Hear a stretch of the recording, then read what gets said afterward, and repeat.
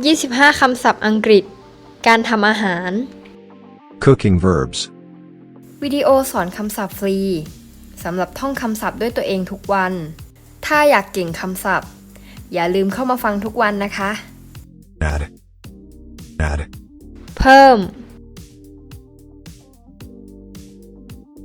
Bake.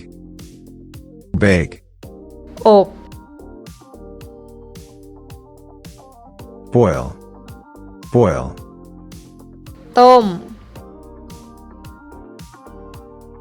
Carve. แกะสลัก Chop. สับ Cook. ทำอาหาร Cut. ตัด Fry. ทอด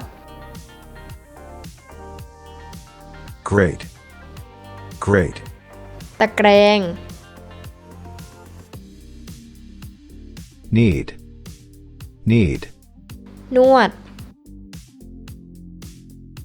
Measure. วัด Peel. ปอก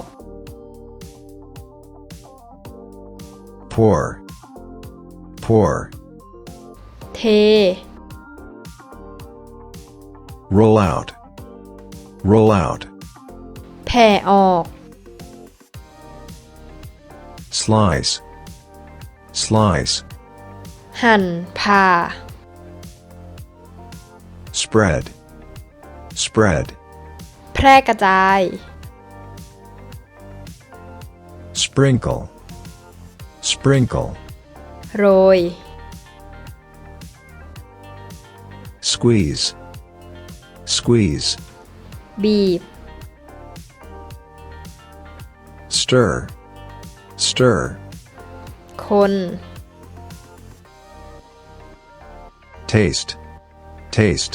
รสชาติ To grate. ขูด To grill. ย่าง To mix. ผสม To steam.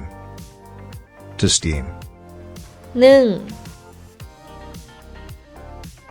To wash. ล้างทำความสะอาด To weigh. ชั่งน้ำหนัก ท่องทุกวันเก่งภาษาอังกฤษขึ้นแน่นอน